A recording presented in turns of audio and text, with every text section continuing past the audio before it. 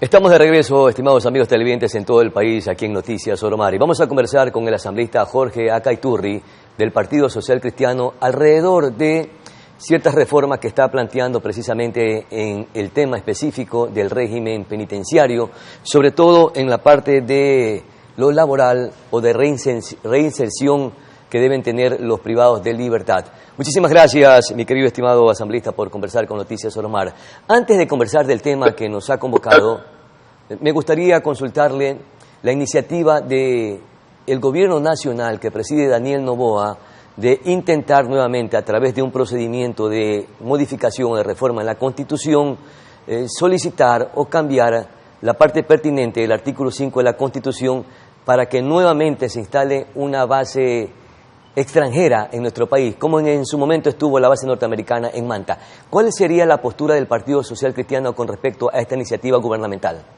Encantado. A ver, nosotros desde hace muchos años hemos sostenido que toda ayuda de cooperación internacional y financiamiento que le permita al Estado ecuatoriano tener recursos o mejores herramientas para enfrentar y vencer al crimen organizado es positivo.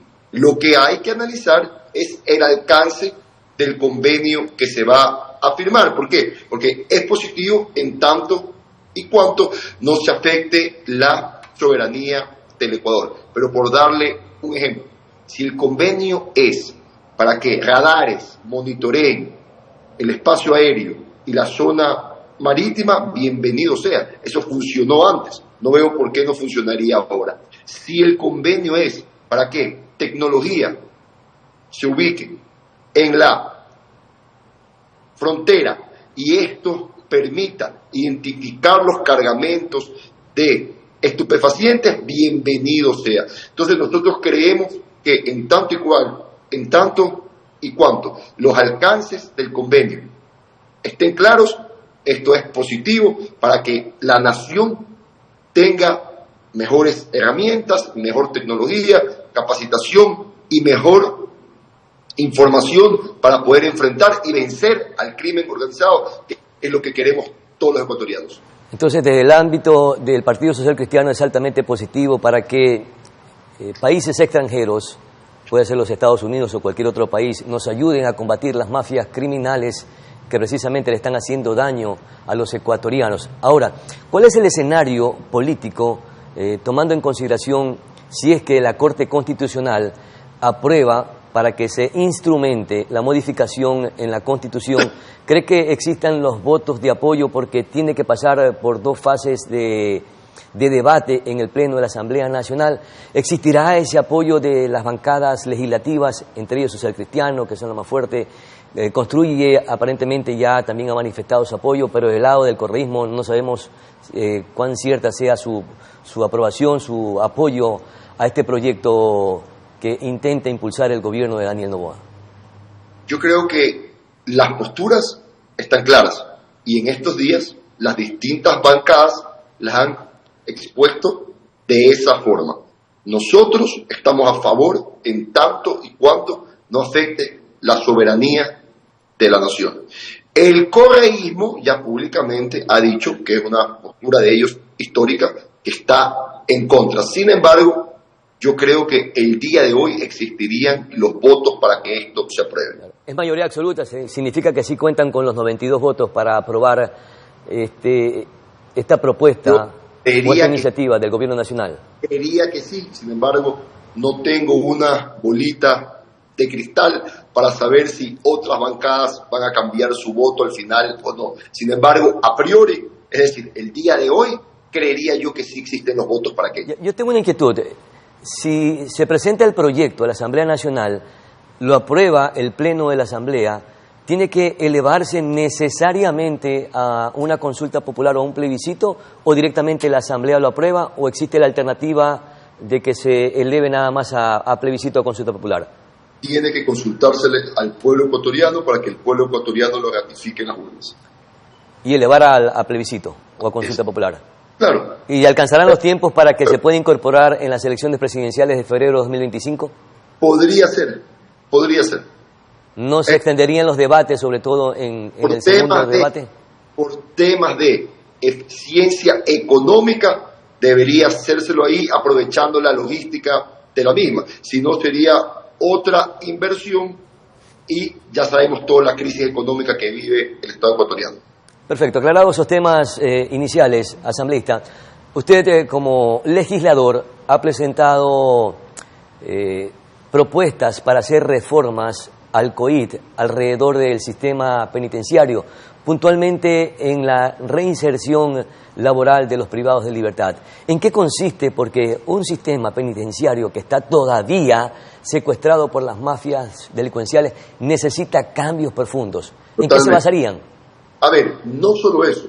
Permítanme hacerle un orden cronológico de todo lo que hemos presentado en materia de reforma al Código Penal.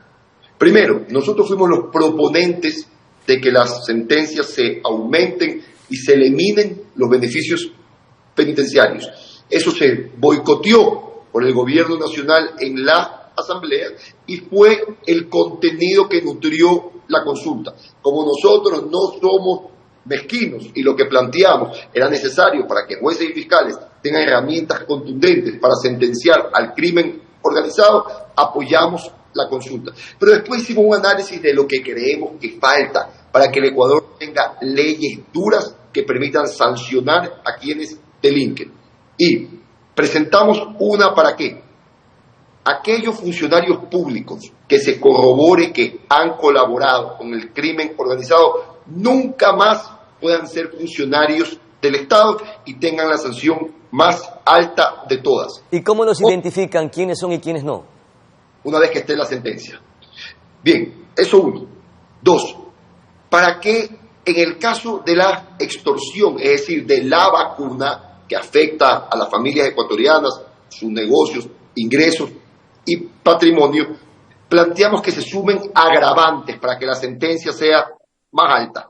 Y asimismo, en los delitos que tienen de cabeza a la nación, secuestro, sicariato, asesinato, homicidio, extorsión, tráfico, producción y comercialización de estupefacientes, planteamos que se elimine el procedimiento abreviado, ya que es una de las herramientas jurídicas que los delincuentes están utilizando para salir rápidamente de las cárceles. Después, planteamos otra que tenía, por ejemplo, que ver con el régimen de reincidencias, ya que si usted analiza el artículo 57 de el COIP, es una payasada y no hay un real régimen de reincidencias que acumule las penas y que acumule las penas y aumente la sentencia. Después, asimismo, medidas cautelares en los delitos que tienen de cabeza a la nación se eliminan. Solo se mantiene la prisión preventiva, pero acá también se hace un cambio y es que se elimina la caducidad. Nada que el delincuente viene, compra al juez, le dan prisión preventiva 6 meses, no se formulan los cargos y después sale con indignante velocidad de la cárcel. Ya no, ahora se queda. Asambleísta, ¿y usted cree que con todo lo que está planteando se va a realizar una especie de limpieza en los sistemas penitenciarios del país? Mire lo que se suscitó en estas últimas semanas con el lamentable asesinato de una directora de uno de los sistemas penitenciarios, que por la misma naturaleza de su cargo debió tener seguridad. Y en esos aspectos, ¿en qué se debe de corregir o en qué se debe reformar la norma? A pesar de que directamente deben ya entregarle la seguridad a cualquier autoridad por el mismo riesgo que implica esas funciones. Deme un segundito, vamos paso a paso para explicar qué se ha propuesto en materia de seguridad. Entonces, se elimina la caducidad de la prisión preventiva. Entonces, si el delincuente viene, compra a los jueces, no es que en 6 meses, porque no le formularon los cargos, sale, no. Ahora se queda en la cárcel hasta que se formulen los cargos. Y asimismo, sobre el cálculo de penas. ¿Por qué? Porque la nación entera vio de forma indignante, por ejemplo, cómo la señora Salazar o el señor Muñoz al acogerse a la cooperación eficaz, tenían sentencias de apenas 9 meses y 1 año, 2 meses. Con esto, los agravantes no podrán reducirse dentro de los planes de cooperación y la sentencia que tendrán será acorde al delito que han cometido. Y ahora viene lo que usted habla. Bien, nosotros propusimos un plan de rehabilitación y mejoramiento de la infraestructura carcelaria. ¿Por qué? Uno, una demanda enorme del pueblo ecuatoriano es no tener que con sus recursos mantener la manutención de los PPL, de los presos. Entonces acá planteamos que ellos puedan trabajar. Por ejemplo, pregunto yo, como pasa en otras partes del mundo, no se puede capacitar a los PPLs para que le den mantenimiento o hagan pupitres y sillas de planteles educativos que se caen a pedazos. Claro que se puede. O para que confeccionen uniformes para el sector escolar público. Claro que se puede. Con eso le retribuyen en algo la inversión que hace la sociedad en mantenerlos. ¿Y cuál sería la metodología que ustedes implementarán para que esos PPLs efectivamente se reinserten? Debe también existir incentivos. Y no todo PPL, porque hay otros que son sumamente peligrosos. No. ¿Quiénes podrán participar de esta propuesta? Nosotros hacemos las leyes, las implementa el SNAI. Quien hace el reglamento es el SNAI. Ya nosotros... Pero ese es el problema, porque si le trasladamos al SNAI y está contaminado, entonces ¿cómo vamos a desarrollar esa metodología? A ver, si me interrumpe a cada rato no le puedo explicar. Nosotros... Es que necesito por el tiempo un poco ir avanzando.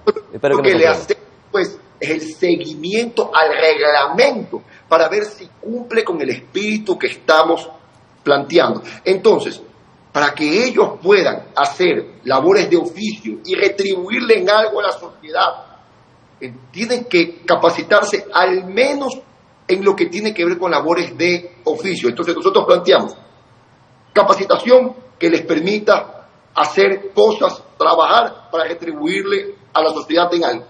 2, que haya programas psicológicos y de desintoxicación de drogas, porque la gran mayoría son consumidores. Después, otro tema fundamental, que se haga un perfil criminológico y se ubique a los presos en torno a la peligrosidad del delito cometido, porque no seguir sucediendo lo que pasa el día de hoy, que alguien que tiene un juicio de manutención se lo ubica junto a uno de los más buscados. Eso no tiene lógica. Y tercero, mire cómo es la vida de paradójica. El día que presentamos el proyecto de reforma, aterrizaba en La Roca, que es la cárcel de máxima seguridad, un dron y la explotaba. Con esto también planteamos que se mejore la infraestructura carcelaria, es decir, infraestructura antimotines. ¿Para qué? Si mañana, por ejemplo, hay un disturbio, se pueda aplastar un botón, las compuertas se cierran y los presos quedan aislados. De esta forma no destruyen la infraestructura de la cárcel. Ahora, sobre lo que usted me dijo, perdóneme, pero no se necesita una reforma para que el SNAI le dé un carro blindado y seguridad a la persona que gestiona y dirige la cárcel. Eso se necesita sentido común, algo de inteligencia, algo de preparación para saber que alguien que dirige la cárcel es una persona de máximo riesgo y que tiene protección del Estado. Para eso no se necesita una ley, más bien tenemos que indignarnos contra aquellos funcionarios. Asambleísta, y lo último, ante la circunstancia en la que se encuentra de peligrosidad, todo el sistema penitenciario, ¿cree que se debe militarizar? Mire, por lo menos temporalmente. Mire, hay varias discusiones en este sentido. Que los militares gestionen las cárceles, uno, no son sus competencias, pero ya ha funcionado en meses anteriores. Eso uno. 2, hay también propuestas de que se privaticen las cárceles, como sucede en El Salvador. Todo esto tiene que ir al debate público. ¿Para qué? Para mejorar la respuesta del sistema carcelario y que no se encuentre podrido como se encuentra. ¿Y eso lo plantea dentro de la reforma que están impulsando? ¿En la reforma del COIT? Eso no lo he planteado. ¿Y por qué no se incorpora eso que es sumamente importante? Esa posibilidad. de administración de las cárceles del país. Estamos analizando ya otras reformas para seguir mejorando las leyes, que éstas sean duras y que permitan que hayan sentencias acordes a los hechos delictivos, pero también que puedan mejorar el sistema carcelario en el Ecuador. Perfecto, muchísimas gracias, mi querido asambleísta Jorge Acá Iturri, por conversar con Noticias Oro Mar. Vamos a nuestra siguiente pausa publicitaria. Enseguida retornamos con más información.